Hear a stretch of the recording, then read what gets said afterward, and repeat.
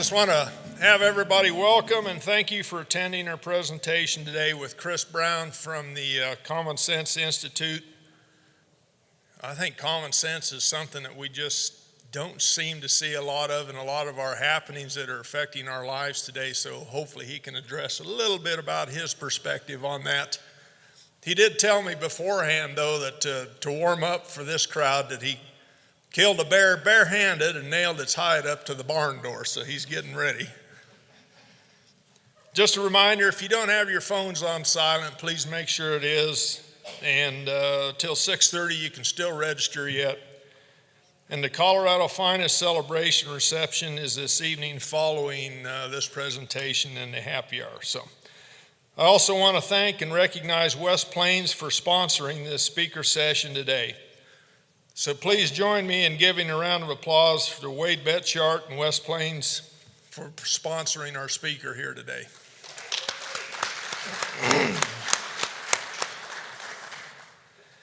Okay, and actually, truthfully about Chris, he is the Vice President of Policy and Research with the Common Sense Institute, where he leads the research efforts to provide insightful, accurate, and actionable information on the implications of public policy issues throughout the state of Colorado.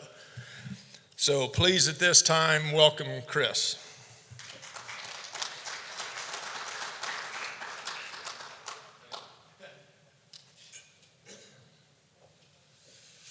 My kids are going to love to hear that I did that to the bear. I think they're going to appreciate that. Well, thank you again. Right? Put that on. We on audio? Is this working? All right.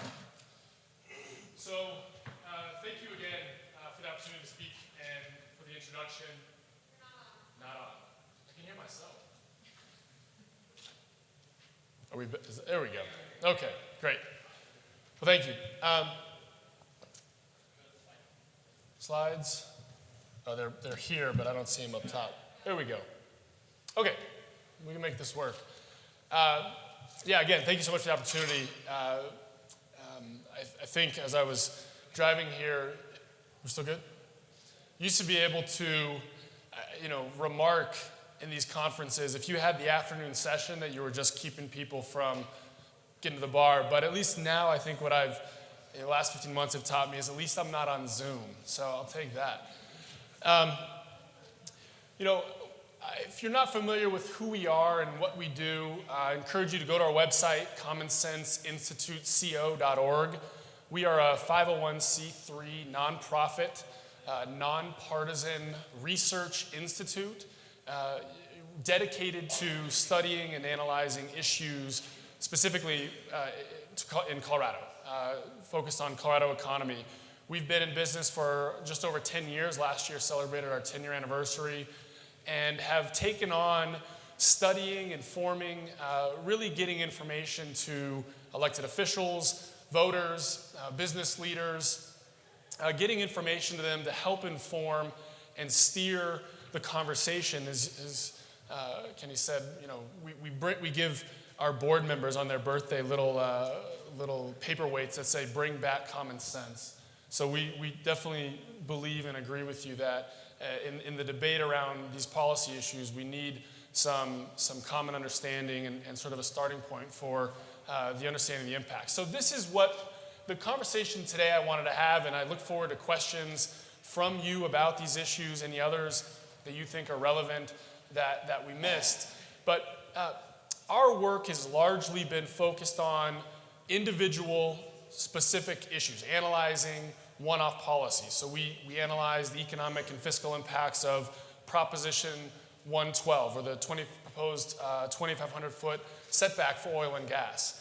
This year, we've been very heavily involved in studying the public option debate, or the Colorado option plan related to healthcare. But through the last 12 months and leading into this legislative session, we found it really important to maybe take a step back, and while still critical to debate individual issues, get into the weeds, and talk about the nuance so that we can have better policy framework for our businesses, for Coloradans, we thought it was important to take a step back and look at the issue in aggregate. and really talk about Colorado's aggregate competitiveness as it is, and in the face of an economic recovery that we haven't seen really as severe as we saw just 15 months ago. So a little bit more about us, and then I'll walk through our slides, and again, look forward to questions. But this video might help give a better sense of who we are and what we do. A healthy, growing Colorado, built on a solid foundation. Data, bigger than bias, using time-tested analytical tools to give citizens the facts. We are CSI, the Common Sense Institute, and our mission is to examine the fiscal impacts of policies and initiatives so that the laws that impact our lives allow individual opportunity to flourish, not skewed or bent by politics or partisanship. Our team includes some of the best and brightest policy minds in Colorado, and our board of directors from every corner of our state encompass Colorado's vital industries. We are committed to the protection and promotion of Colorado's economy, because in our opinion, that's just common sense. We are the Common Sense Institute. I get paid for how many times I show that video, so that's why it's in the slide deck. So where are we today? Where are we? What is our state of recovery? And give you kind of a snapshot of where the Colorado economy in aggregate stands. And I think again, another takeaway from the last 15 months is that looking at statewide averages or averages really don't tell the story properly. Nonetheless, last April was the worst month in our state's history, frankly, in our entire country's history from an economic standpoint. Colorado lost roughly 370,000 jobs. Since then, has recovered about 50,000 of those jobs. We are now about 130,000 jobs down from where we were at the start of the pandemic, again, 15, 16 months ago. In April, the state added about 17,000 jobs, but what we see when we look under the hood, just one layer, is that the recovery and where certain industries stand is obviously very unequal. And three sectors in particular stand out from a total jobs impact standpoint. That is arts, entertainment, recreation, leisure, hospitality, that's hotels, and then the accommodation and food service industry from a total job standpoint represent about 85% of the total jobs were still down in Colorado. Interestingly, and I think it would be news, headline news if it weren't for the impacts we're seeing across other sectors, but mining and logging, or oil and gas extraction is still down 23% in terms of total employment from where it was pre-pandemic as well. That's an industry certainly related and impacted by the pandemic and the public response to the pandemic, but not as much local policy as much as it's been international policy. From a recovery standpoint, and I'll get to that in the coming slides, remains incredibly critical. On the other side of the spectrum, we've seen some industries actually improve and grow employment. This is a slide we put together that might give you a sense of what the path to full recovery looks like. One way to measure full recovery would be looking at total employment relative to population, employment to population growth. We're still seeing population growth, so it's not adequate to just measure jobs relative, jobs pre-pandemic to where we are today because the labor force, the population's grown. So the blue line reflects if we maintained an equivalent employment to population ratio from pre-pandemic levels. And so the red line through that, up till that orange yellowish bar, reflects where our total employment in the state has been. Sharp downturn through April, recovery through November, December, where Colorado saw a sharp revision and downward trend again.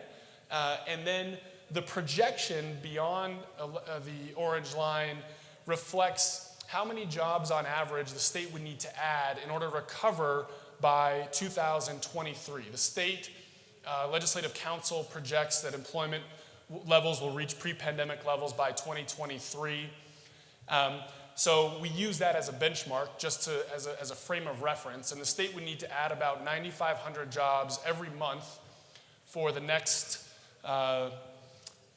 next 16, 18 months to get to pre-pandemic employment to population ratios. For context, in good times, the last several years prior to the pandemic, Colorado was adding between about 4,500 and 6,000 jobs a year. So this is a significant task ahead of the state. It'll be interesting to see what happens next month or this current month, and the data will be released in the next week or so. And then in the immediate following months, how quickly, now that some of the public policy measures related to large events have been lifted, it'll be interesting to see how quickly some of these sectors do rebound. But nonetheless, it's a long way to go to get to full recovery. And again, I think critical, especially when you dig into those sectors specifically being impacted. So the heart of the talk, what I want to get through in the next couple slides are related to as we describe it, really the cost of doing business in Colorado. We're talking about Colorado's aggregate competitiveness. And the story of Colorado, I think, for the last decade has been, it's been in a relatively better position than a lot of other states that have seen fast rising prices, issues with housing supply, regulatory changes that have impacted Colorado substantially, that I think led to Colorado gaining, frankly, when it comes down to maybe more of a political point, but you can see that Colorado was one of only a few states to gain a congressional seat in the last census, where other states that, Colorado, frankly, has been seeing a lot of immigration from are losing seats. So the long-term competitiveness and challenges for a state to, again, retain, attract businesses, a talented workforce, I think are very evident in the policy landscape. The one measurement we're talking about today is, again, direct taxes and fees, specifically fees. And probably don't have to introduce anyone here to Tabor and what Tabor means and what it is here in Colorado. But since Tabor passed, which did basically two things, put a growth limit on all government spending and an annual growth limit, and it said effectively that the public officials had to ask voters if they wanted to raise new revenue through new taxes.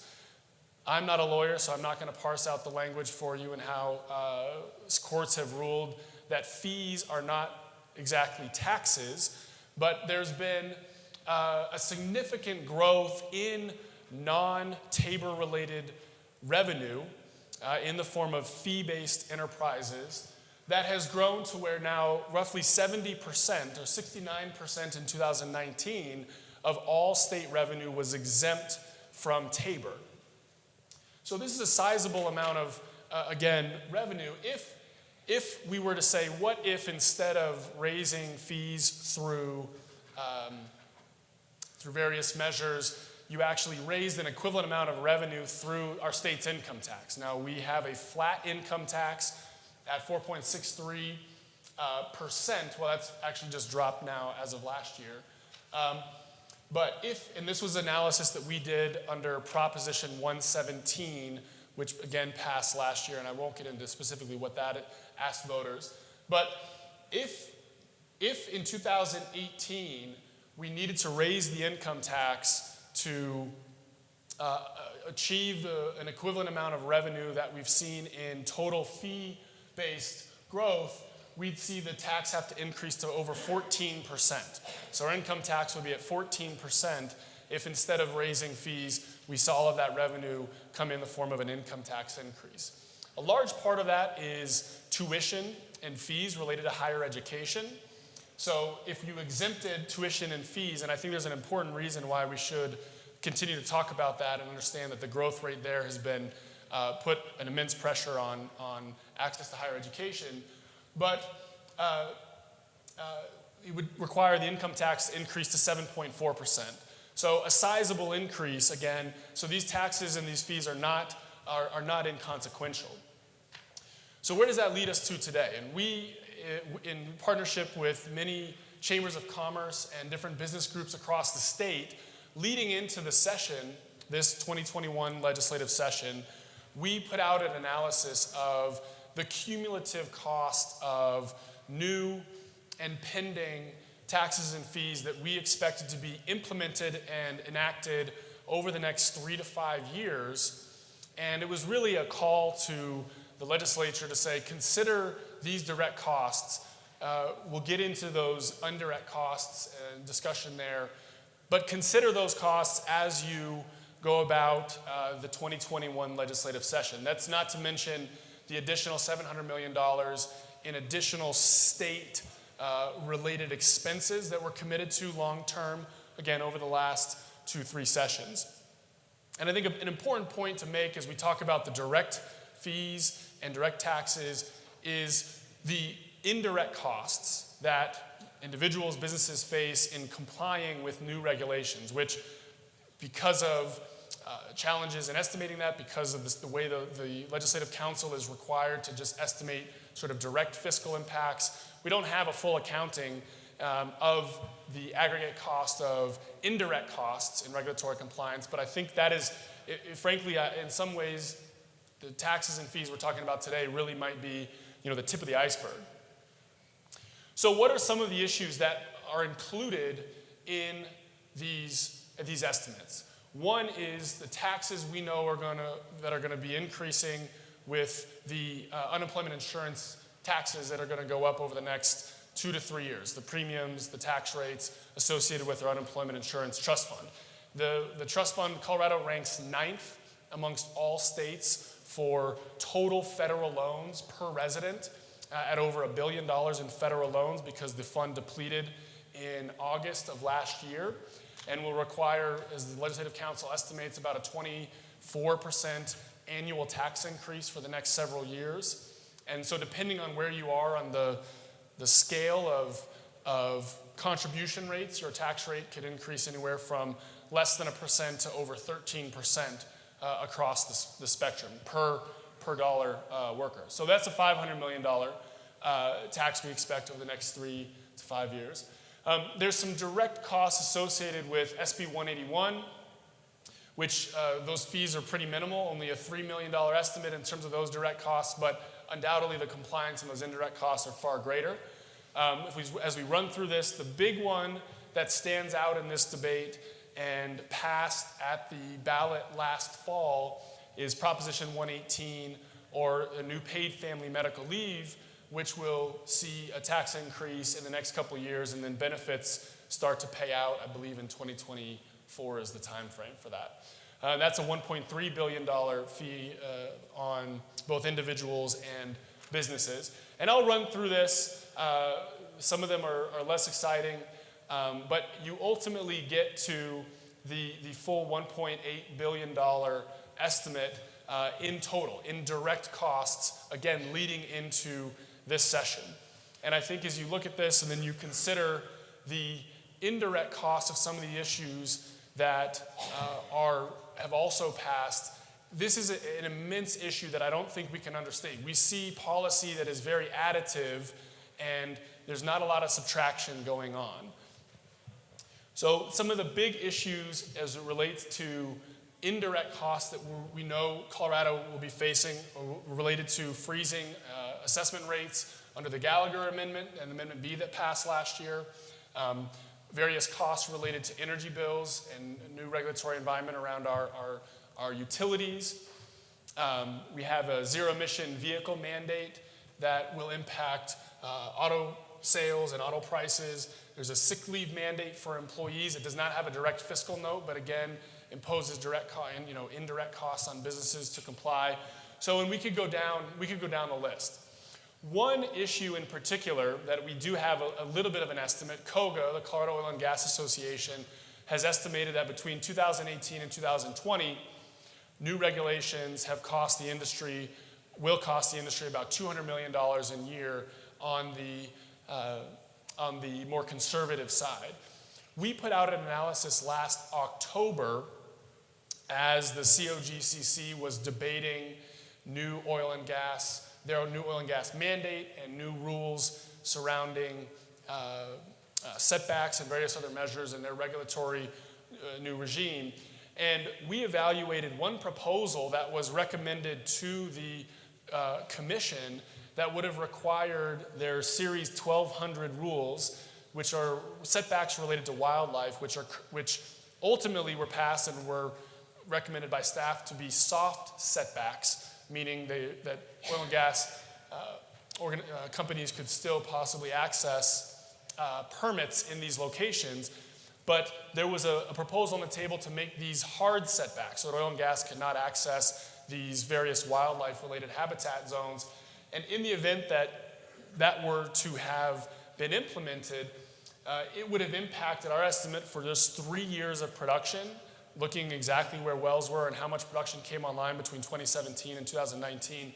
It would have impacted 10% and removed over $473 million in new production value had those been implemented as this alternative proposal. Fortunately, we did not see that occur, but again, consider, and these maps articulate that yes, the right map is the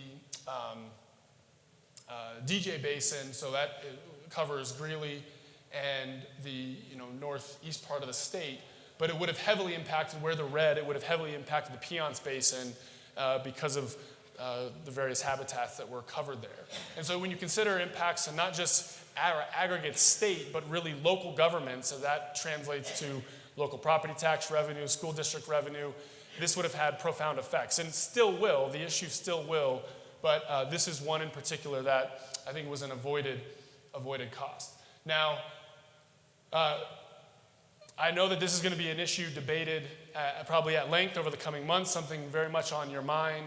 But talking about Colorado's economic competitiveness, I think without addressing this particular issue in this forum, I think would be an oversight. So for those of you, again, far more well-versed in this than I, but we've started to take a look at Initiative 16, which is a ballot initiative proposed for 2022.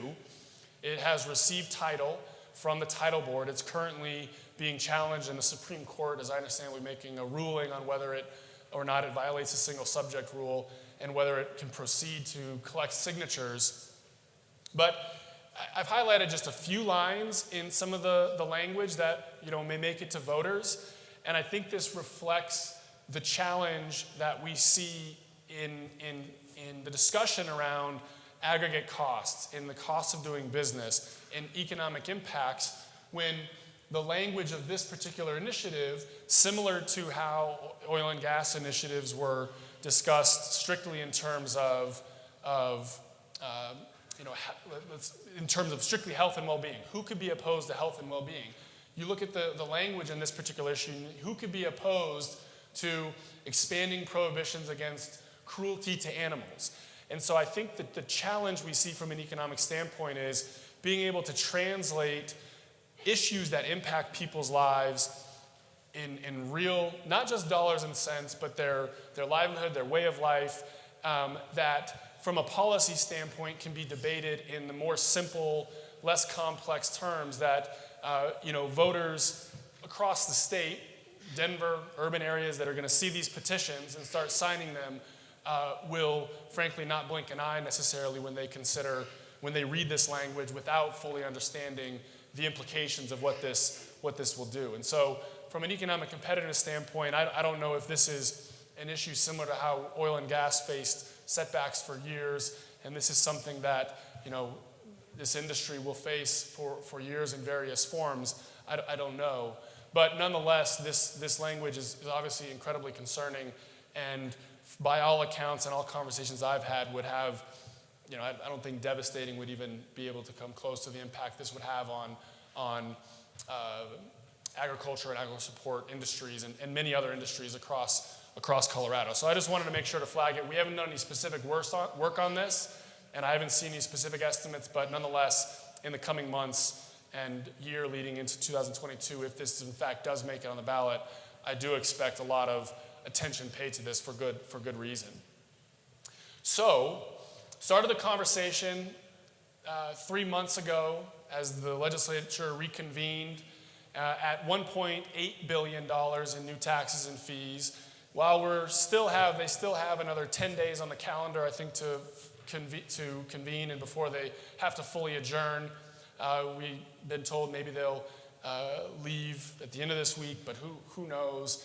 The new total is an additional $384 million coming out of this current legislative session in new direct taxes and fees. So that puts, over the next 3 to 5 years, annual costs in the range of about $2.4 billion on Coloradans, businesses, again, as we think about that recovery that will take some time and years to fully recover from. So those issues specifically are related to new transportation-related fees and taxes. Again, I want to say that all of these issues come with some form of investment or some form of spending. Maybe spending, whether it's an investment or not, I think that's always needs to be debated.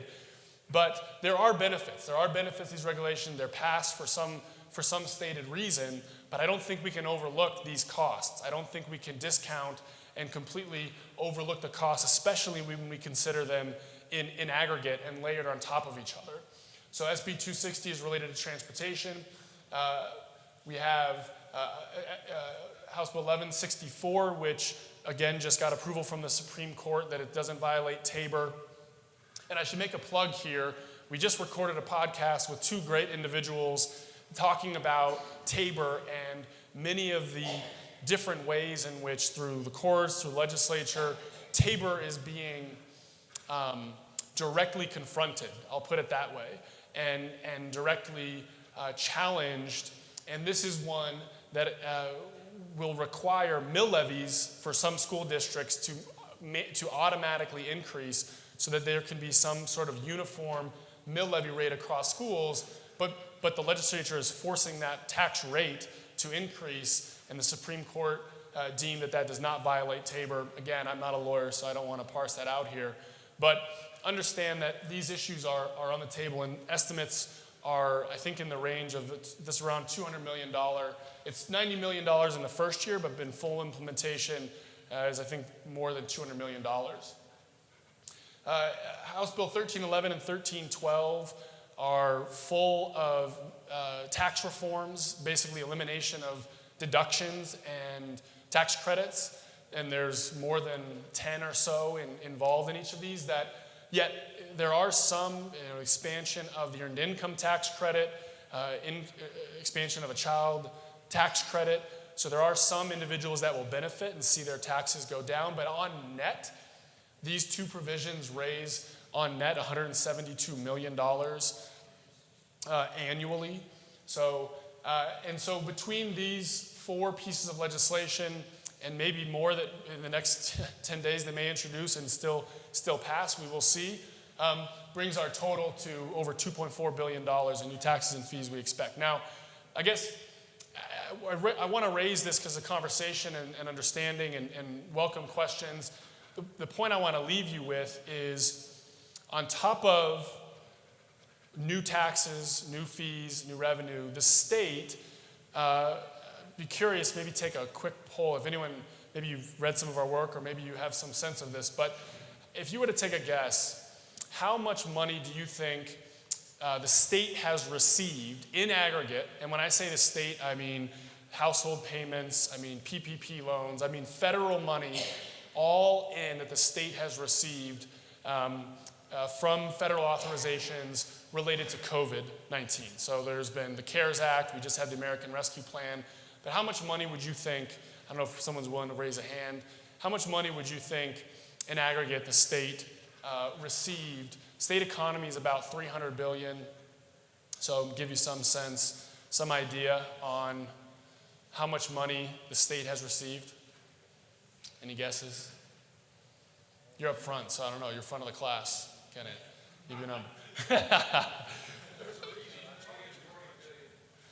$65 billion is the total that in aggregate, the state, again, has come into the state more than about 15% of the state's economy in new federal dollars. And the last authorization, the American Rescue Plan, is projected to be about $27 billion to the state. Again, that was the household stimulus checks, that's business loans, but it also includes $3.9 billion in funding directly to the state government. That's really at the discretion of our legislature and the governor.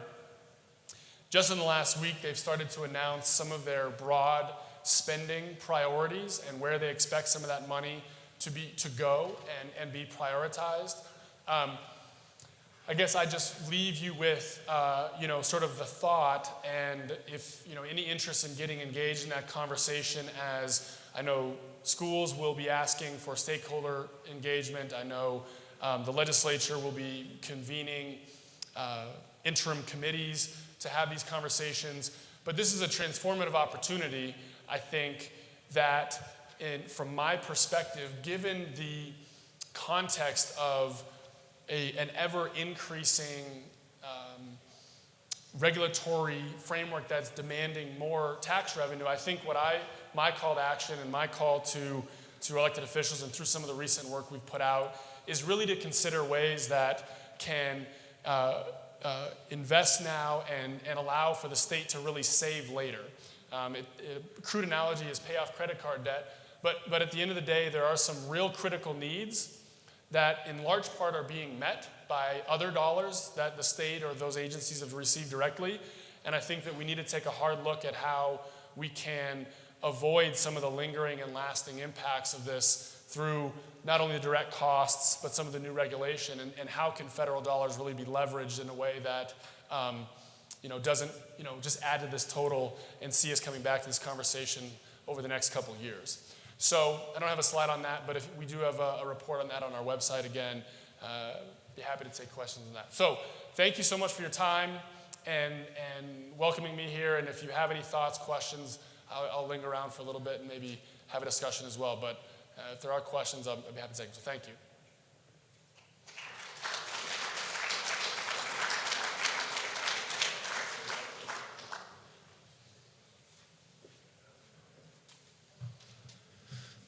Okay, if you want to ask, now's your time. And he will be around, as he said. So thanks, Chris, for this. I very much appreciate it. And I want to thank West Plains LLC for sponsoring this. So